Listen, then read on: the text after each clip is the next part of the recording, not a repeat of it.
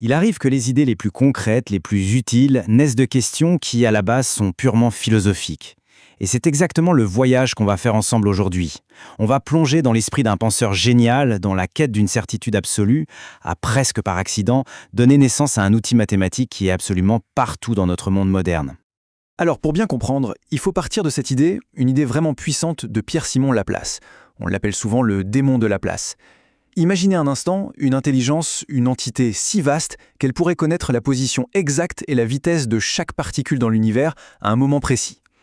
Eh bien, pour une telle intelligence, le futur comme le passé n'aurait plus aucun secret. L'univers entier deviendrait comme un film qu'on peut rembobiner ou avancer à sa guise. Tout serait connu. Voilà, c'est ça son point de départ. Cette vision d'un univers qui serait comme une mécanique d'horlogerie, parfaitement prévisible, déterministe. C'était vraiment le moteur philosophique derrière tout le travail de Laplace. Il faut dire que c'était un mathématicien et un astronome absolument exceptionnels. Pour lui, c'était simple. Si l'univers est une immense horloge, et si on en comprend les rouages, alors on peut tout prédire. Et son travail, attention, ça n'était pas juste une affaire de chiffres, loin de là. C'était une véritable quête de certitude. Ce qu'il cherchait, c'était un moyen de trouver l'ordre, la prévisibilité qui se cache sous la surface d'un monde qui nous paraît, à nous, souvent complètement chaotique. Seulement voilà, il y a un hic. Pour pouvoir prédire l'avenir, il faut maîtriser les mathématiques du changement. Et ça nous amène à des calculs qui peuvent être, disons, très complexes. On parle ici de ce qu'on appelle les équations différentielles. Ce sont elles, les outils mathématiques, qui décrivent comment les choses bougent, comment elles évoluent avec le temps. Et donc, pour s'attaquer à ces équations, Laplace avait besoin d'un outil plus puissant, quelque chose de nouveau. Et c'est là qu'il va développer une transformée qui, sans qu'il s'en doute peut-être à l'époque, allait complètement révolutionner l'ingénierie moderne. Le problème, pour le dire très simplement, c'est que les équations différentielles, c'est difficile. Voilà.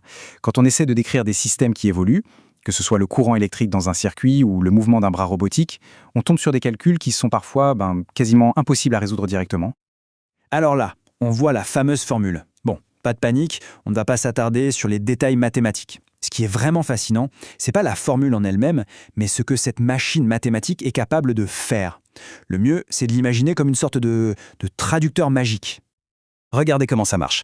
D'un côté, on a notre problème difficile, dans ce qu'on appelle le domaine temporel. C'est du calcul, des dérivés, bref, c'est compliqué.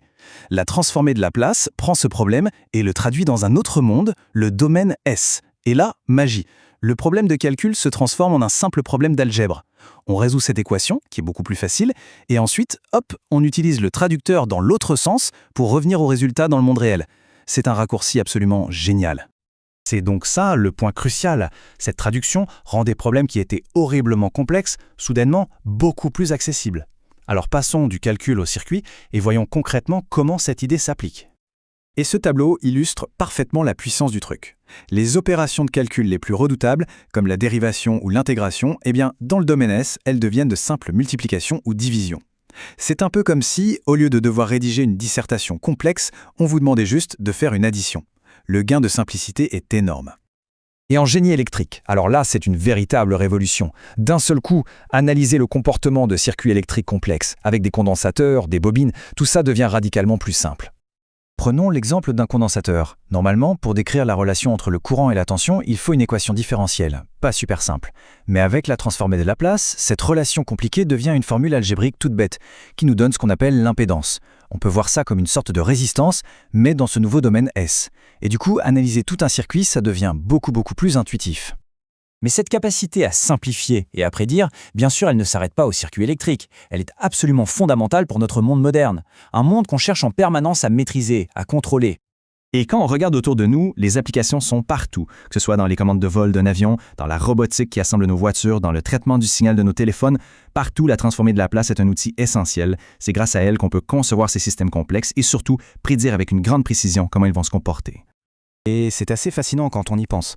La quête, au départ purement philosophique, d'un univers totalement prévisible, a finalement abouti à un outil qui nous permet de construire un monde, lui, prévisible.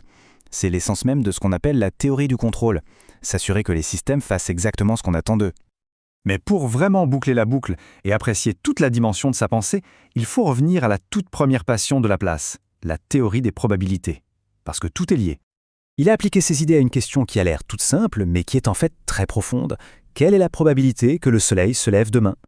Et il ne s'est pas contenté de dire « c'est très probable », non. Il a fait le calcul.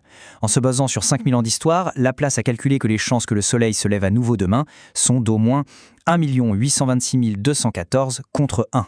Voilà un chiffre bien concret. Un chiffre qui est né directement de sa quête pour quantifier la certitude elle-même. Et cette citation résume parfaitement sa pensée. Pour lui, la théorie des probabilités, et au fond tous ces outils mathématiques, ce n'est rien d'autre que le bon sens réduit au calcul. C'était sa façon de formaliser la pensée rationnelle, de la rendre rigoureuse, pour tenter de toucher du doigt cette certitude absolue. Et ça nous laisse avec une question assez vertigineuse, non? Quels sont les outils que nous sommes en train de créer aujourd'hui à partir de quêtes qui nous semblent peut-être purement abstraites? Quand on pense aux recherches actuelles sur la nature de la conscience ou sur la structure même de l'espace-temps, quelles inventions incroyables en découleront? L'histoire de Laplace nous montre que les plus grandes questions finissent souvent par engendrer les plus belles réponses pratiques.